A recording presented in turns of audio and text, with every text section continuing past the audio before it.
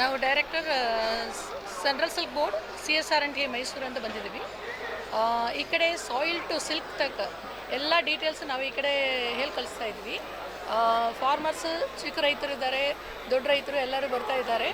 So soil ಬಗ್ಗೆ ಮತ್ತು silk ರೇಷ್ಮೆ ಬಗ್ಗೆ, silk rearing, mulberry cultivation, equipments ಎಲ್ಲ ಸೆಂಟ್ರಲ್ ಸಿಲ್ಕ್ ಬೋರ್ಡ್ನಲ್ಲಿ ಏನೆಲ್ಲ ವಿಭಾಗ ಇದೆಯೋ ಸೊ ಎಲ್ಲ ಈ ಸ್ಟಾಲ್ನಲ್ಲಿನೇ ನಾವು ಮಾಡಿದ್ದೀವಿ. ಈವನ್ ಟೆಕ್ಸ್ಟೈಲು ಈ ಕಡೆನೇ ಮಾಡಿದ್ದೀವಿ. ಈವನ್ ಇನ್ಸ್ಟಿಟ್ಯೂಟ್ ಬಗ್ಗೆ ಏನೆಲ್ಲ ಲೇಟೆಸ್ಟ್ ಮೆಷಿನರೀಸ್ ಇದೆ, ಸೊ ಇದು ಎಲ್ಲ ರೈತರಿಗೆ ಇದು ಉಪಯೋಗ ಆಗುತ್ತೆ ಅಂತ ಅಂದ್ಕೊಳ್ತಾ ಇದ್ದೀನಿ. ಸೊ ಈ ಕೃಷಿ ಮೇಳ ಸಕ್ಸಸ್ಫುಲ್ಲಾಗಿ ನಡೆಸ್ತಾ ಇದೆ. ಇದು ಸೆಕೆಂಡ್ ಡೇ. ಸೊ ಇನ್ನೂ ಒಂದು 2 ದಿನ ಇದೆ. ಸೊ ಈ 2 ದಿನ ತುಂಬ ಜನ ಬರ್ತಾರೆ. ಸೊ ಅವ್ರಿಗೆಲ್ಲರಿಗೆ ಈ ಸೆರಿಕಲ್ಚರ್ ಬಗ್ಗೆ ಸ್ವಲ್ಪ ಅವೇರ್ನೆಸ್ ಕ್ರಿಯೇಟ್ ಮಾಡೋಕ್ಕೆ ಇದು ತುಂಬ ಒಂದು ಅವಕಾಶ ಆಗುತ್ತೆ. ಎಲ್ಲ ರೈತ ಬಾಂಧವರಿಗೂ ನಮಸ್ಕಾರಗಳು. ನಾನು ಕೇಂದ್ರ ರೇಷ್ಮೆ ಮಂಡಳಿಯ ಒಬ್ಬ ವಿಜ್ಞಾನಿ ಡಾಕ್ಟರ್ ರೇವಪ್ಪ. ನಾನು ಕೇಂದ್ರ ರೇಷ್ಮೆ ಮಂಡಳಿಯ ಒಂದು ಅಂಗಸಂಸ್ಥೆ ಆಗಿರ್ತಕ್ಕಂಥ central sericulture research and training institute ಮೈಸೂರಿನಲ್ಲಿ ಕೆಲಸ ಮಾಡುತ್ತಿದ್ದೇನೆ. ನಮ್ಮ ಕೇಂದ್ರ ರೇಷ್ಮೆ ಮಂಡಳಿಯ ಮೂಲ ಉದ್ದೇಶವೇನೆಂದರೆ ಚಿಕ್ಕ ಮತ್ತು ಅತಿ ಚಿಕ್ಕ ರೈತರು ಮತ್ತು ಮಧ್ಯಮ ಹಿಡುವಳಿದಾರರಿಗೆ ನಾವು ರೇಷ್ಮೆ ಕೃಷಿಯನ್ನು ವಿಸ್ತರಣೆ ಮಾಡುವುದಾಗಿದೆ. ಅದರಲ್ಲಿ ನಮ್ಮ central sericulture research and training institute Mysuru ನಾವು ಒಂದಿಷ್ಟು ಟೆಕ್ನಾಲಜಿಗಳನ್ನು ಡೆವಲಪ್ಮೆಂಟ್ ಮಾಡಿದ್ದೇವೆ. ಆ ಡೆವಲಪ್ಮೆಂಟ್ ಮಾಡಿರುವಂಥ ಟೆಕ್ನಾಲಜಿಗಳನ್ನು ರೈತರಿಗೆ ಮುಟ್ಟಿಸುವಗೋಸ್ಕರ ನಾವು ಈ ಕೃಷಿ ಮೇಳದಲ್ಲಿ ಪಾಲ್ಗೊಂಡಿದ್ದೇವೆ. ಈ ನಮ್ಮ ಕೃಷಿ ಮೇಳ ಸಾಲಿಗೆ ನಮ್ಮ ಎಲ್ಲ ಸಬ್ಜೆಕ್ಟ್ನ ವಿಜ್ಞಾನಿಗಳು ಇಲ್ಲಿ ಭಾಗವಹಿಸಿ ರೈತರಿಗೆ ಯಾವುದೇ ರೀತಿಯ ಅವರು ಏನೇ ಒಂದು ಪ್ರಾಬ್ಲಮ್ನ ಫೇಸ್ ಮಾಡ್ತಾಯಿದ್ರು ಅಂತಂದರೆ ಫ್ರಮ್ ಸಾಯಿಲ್ನಿಂದ ಹಿಡ್ಕೊಂಡು ಕಕ್ಕುನ್ನು ಬೆಳೆಯುವವರೆಗೆ ಯಾವುದೇ ಪ್ರಾಬ್ಲಮ್ನ ಫೇಸ್ ಮಾಡ್ತಾಯಿದ್ರು. ನಮ್ಮ ಸ್ಪೆಸಿಫಿಕಲಿ ವಿಜ್ಞಾನಿಗಳಿದ್ದಾರೆ, ಇಲ್ಲಿಗೆ ಬಂದು ಅವರು ಯಾವುದೇ ರೀತಿ ಪ್ರಾಬ್ಲಮ್ ಅವ್ರು ಹೇಳ್ಕೊಂಡು ಅದಕ್ಕೆ ಸೊಲ್ಯೂಷನ್ನ ಪಡ್ಕೊಳ್ಬೇಕಾಗಿದೆ.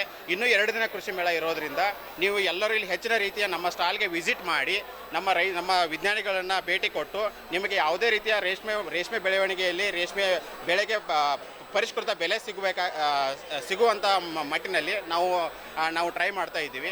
ನಿಮಗೆ ಏನೇ ಪ್ರಾಬ್ಲಮ್ ಇದ್ರೂ ಕೂಡ ವಿಜ್ಞಾನಿಗಳ ಜೊತೆಗೆ ಭಾಗವಹಿಸಿ ವಿಜ್ಞಾನಿಗಳಿಗಿಂತ ಸೊಲ್ಯೂಷನ್ ಪಡ್ಕೊಂಡು ನೀವು ರೇಷ್ಮೆಯನ್ನು ವಿಸ್ತರಿಸಬೇಕಾಗಿ ನಾವೆಲ್ಲ ಇದರಿಂದ ವಿನಂತಿಸಿಕೊಳ್ಳುತ್ತೇವೆ. ನನ್ನ ಹೆಸರು ಡಾಕ್ಟರ್ ರಂಜಿನಿ ಅಂತ, ವಿಜ್ಞಾನಿ, ಕೇಂದ್ರ ರೇಷ್ಮೆ ಮಂಡಳಿಯ ಕೇಂದ್ರ ರೇಷ್ಮೆ ಸಂಶೋಧನೆ ಮತ್ತು ತರಬೇತಿ ಕೇಂದ್ರದಲ್ಲಿ ನಾನು ಕೆಲಸ ಮಾಡ್ತಾ ಇದ್ದೀನಿ. ಈ ದಿನ ನಿನ್ನೆಯಿಂದ ಶುರುವಾಗಿರುವಂತಹ GKVKಯ ಕೃಷಿ ಮೇಳದಲ್ಲಿ ನಾವು ನಮ್ಮ ಕೇಂದ್ರ ರೇಷ್ಮೆ ಮಂಡಳಿಯಿಂದ 3 ಸ್ಟಾಲ್ನ ನಾವು ಇಟ್ಟಿದ್ದೀವಿ. 3 ಸ್ಟಾಲ್ ಬಂದು 6, 7, 8. ಇದಕ್ಕೆ ನಿನ್ನೆಯಿಂದನೂ ರೈತರು ಉತ್ಸುಕರಾಗಿ ಬಂದು ನಮ್ಮ ಸ್ಟಾಲ್ನಲ್ಲಿರುವಂಥ ತಾಂತ್ರಿಕತೆಗಳ ಬಗ್ಗೆ ತಿಳಿಸ್ಕೊಳ್ತಾ ಇದ್ದಾರೆ. ನಮ್ಮ ವಿಜ್ಞಾನಿಗಳು ಈ ಸೆರಿಕಲ್ಚರ್ ಅಂತ ಬಂದಾಗ ಸೆರಿಕಲ್ಚರ್ ಯಾಕೆ ಮಾಡಬೇಕು ಅನ್ನೋ ಜನನೂ ಬರ್ತಾ ಇದ್ದಾರೆ. ಹೊಸದಾಗಿ ಮಾಡೋದಕ್ಕೂ ನಾವು ಅವರಿಗೆ ಪ್ರೋತ್ಸಾಹ ಕೊಡ್ತಾ ಇದ್ದೀವಿ. ನಾವು ಮಣ್ಣಿನ ಫಲವತ್ತತೆಯಿಂದ ಹಿಡಿದು ಮಲ್ಬರಿ ಲೀಫ್ ಚೆನ್ನಾಗಿರಬೇಕು ಅಂತಂದರೆ ಅದಕ್ಕೆ ಗುಣಮಟ್ಟ ಹೆಂಗಿರಬೇಕು, ಏನೇನೆಲ್ಲ ಪೌಷ್ಟಿಕಾಂಶ ಕೊರತೆ ಇದ್ದರೆ ಅದನ್ನು ನಿವಾರಿಸೋದು ಹೇಗೆ, ಅದೇ ರೀತಿ ಏನಾದರೂ ರೋಗ ಬಂತು ಅಂತಂದರೆ ಅದಕ್ಕೆ ನಿವಾರಣೆ ಹೇಗೆ, ಅದೇ ರೀತಿ ನಮಗೆ ಮಣ್ಣಿನ ಪರೀಕ್ಷೆ ಮಾಡಿಸ್ಕೊಂಡ್ಮೇಲೆ ಅದು ಫಲವತ್ತತೆ ಹೆಚ್ಚಿಸ್ಕೊಳ್ಳೋದಕ್ಕೆ ಏನೇನು ಮಾಡಬೇಕು ಅದ್ರ ಬಗ್ಗೆ ತಾಂತ್ರಿಕತೆಗಳು. ಹಾಗೆಯೇ ನಮ್ಮ ರೇಷ್ಮೆ ಹುಳದಲ್ಲಿರುವಂಥ ತಳಿಗಳು ಯಾವ್ಯಾವು, ಇವಾಗ ಯಾವುದಾದ್ರೂ ನಿಮಗೆ ಲಭ್ಯವಿದೆ, ಅದರಿಂದ ಲಾಭ ಏನು ಪಡ್ಕೋಬೋದು, ಯಾವ ಥರ ನಿಮ್ಮ ಕ್ರಾಪ್ನ ಇಂಪ್ರೂವ್ ಮಾಡ್ಕೋಬೋದು, ಹಾಗೆ ಪ್ರೊಡಕ್ಟಿವಿಟಿ ಜಾಸ್ತಿ ಮಾಡ್ಕೋಬೋದು, ಇಳುವರಿ ಹೆಚ್ಚಿಸ್ಕೋಬೇಕು ಅನ್ನೋ ಬಗ್ಗೆನೂ ಮಾಹಿತಿ ಕೊಡ್ತಾ ಇದ್ದೀವಿ. ಅದೇ ರೀತಿ ನಮಗೆ ಈಗ ಸೆರಿಕಲ್ಚರ್ ಅಂದ ತಕ್ಷಣ ಬರೀ ಸಿಲ್ಕ್ ಅನ್ನೋದೇ ಒಂದು ತಲೆನಿತ್ತು. ಅದು ಬಿಟ್ಟು ನಾವು ಸಿಲ್ಕ್ ಬಿಟ್ಟು ಬೇರೆ ಏನು ಬೈ ಪ್ರಾಡಕ್ಟ್ಸ್ನ ಯೂಸ್ ಮಾಡ್ಬೋದು. ಈಗ ಪ್ಯೂಪ ವೇಸ್ಟ್ ಆಗುತ್ತೆ ರೀಲಿಂಗ್ ಮಾಡಿದಾಗ, ಅದರಿಂದ ಯಾವ ಪ್ರಾಡಕ್ಟ್ನ ಮಾಡ್ಬೋದು ಅಂಥದನ್ನೆಲ್ಲ ನಾವಿಲ್ಲಿ ಕೊಟ್ಟಿದ್ದೀವಿ. ಅದೇ ರೀತಿ ನಮ್ಮ ಮೆಕನೈಸೇಷನ್ ಬಗ್ಗೆನೂ ಇಲ್ಲಿ ಇಟ್ಟಿದ್ದೀವಿ. ನಮ್ಮ ಧ್ಯೇಯ ಏನಂತಂದರೆ ಫಾರ್ಮರ್ಸ್ಗೋಸ್ಕರ ನಾವಿದ್ದೀವಿ, ಎಲ್ಲರೂ ಬಂದು ವಿಸಿಟ್ ಮಾಡಿ ತರಬೇತಿ. ರೈತ ಬಂದವರಿಗೆ ನಮಸ್ಕಾರ. ಇವತ್ತಿನ ಕೃಷಿ ಮೇಳದಲ್ಲಿ GKVKಯಲ್ಲಿ ನಡ್ತಕ್ಕಂಥ ಕೃಷಿ ಮೇಳದಲ್ಲಿ ಕೇಂದ್ರೀಯ ರೇಷ್ಮೆ ಮಂಡಳಿ ವತಿಯಿಂದ CSR&T ಮೈಸೂರಿಂದ ಇಲ್ಲಿ ನಾವು ಸುಮಾರು ಕೃಷಿ ತಾಂತ್ರಿಕಗಳನ್ನು ಇಟ್ಟಿದ್ದೀವಿ. ಅದರಲ್ಲಿ ಸಾಯಿಲಿಂದ ಹಿಡಿದುಬಿಟ್ಟು ನಾವು ಮಷಿನ್ವರೆಗೂ ಎಲ್ಲ ಒಂದು ಟೆಕ್ನಾಲಜಿಗಳನ್ನು ಇಲ್ಲಿ ಇಟ್ಟಿದ್ದೀವಿ. ಮಲ್ಬರಿಲಿ ಬಂದ್ಬಿಟ್ಟು ನಮಗೆ ಹೊಸದಾಗಿ ಇತ್ತೀಚೆಗೆ ಅಭಿವೃದ್ಧಿಪಡಿಸ್ತಕ್ಕಂಥ AGP 8 ಅನ್ನೋ ಒಂದು ವೆರೈಟಿನ ನಾವು ಕಂಡಿಡ್ತೀವಿ. ಇದರ ಸದುಪಯೋಗವನ್ನು ಎಲ್ಲ ರೈತರು ಪಡ್ಕೊಳ್ಬೇಕು. ಅದರ ಗುಣಲಕ್ಷಣ ಏನು ಅಂತಂತಂದರೆ ಅದು V1 ತಳಿಗಿಂತ 10% ಜಾಸ್ತಿ ನಿಮಗೆ ಇಳುವರಿ ಕೊಡುತ್ತೆ. ಅದ್ರ ಜೊತೆಗೆ ಒಳ್ಳೆ ಗುಣಮಟ್ಟದ ಸೊಪ್ಪು ಇದು ಕೊಡುತ್ತೆ. ಇದರಿಂದ ರೈತರಿಗೆ 10% ಜಾಸ್ತಿ ಮೊಟ್ಟೆ ಮೇಯಿಸೋಷ್ಟು ಕೆಪಾಸಿಟಿ ಜಾಸ್ತಿ ಆಗುತ್ತೆ. ಹೀಗಾಗಿಂದ ರೈತರ ಲಾಭವನ್ನು ಕೂಡ 10% ಜಾಸ್ತಿ ಆಗುತ್ತೆ.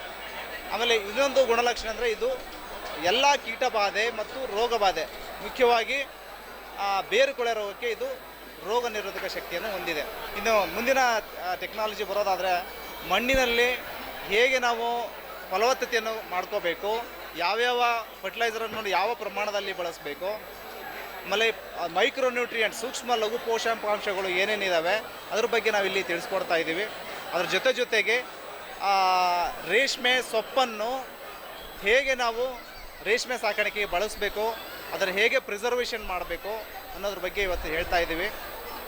ಇಲ್ಲಿ ಸುಮಾರು ನಾವು ರೇಷ್ಮೆ ಕೀಟಗಳಲ್ಲಿ ರೇಷ್ಮೆ ಸೊಪ್ಪಲ್ಲಿ ಬರ್ತಕ್ಕಂಥ ಕೀಟಗಳು ಯಾವುದು, ರೋಗಗಳು ಯಾವುದು, ಅವುಗಳನ್ನು ಹೇಗೆ ಹತೋಟಿಗೆ ತಗೊಂಬರಬೇಕು, ರಾಸಾಯನಿಕ ಪದ್ಧತಿ ಹಾಗೆಯೇ ಸಾಂಪ್ರದಾಯಿಕ ಪದ್ಧತಿ, ಬಯೋಲಾಜಿಕಲ್ ಕಂಟ್ರೋಲ್ ಅಂತ ಇನ್ನೊಂದು ಹೇಳ್ತೀವಿ, ಜೈವಿಕ ಪರಾವಲಂಬಿ ಕೀಟಗಳನ್ನು ಬಳಸಿಬಿಟ್ಟು ಹೇಗೆ ನಾವು ಕೀಟಗಳನ್ನು ಕಂಟ್ರೋಲ್ ಮಾಡಬೇಕು ಅನ್ನೋದನ್ನು ಕೂಡ ನಾವು ಇವತ್ತು ಹೇಳ್ಕೊಡ್ತಾ ಇದ್ದೀವಿ.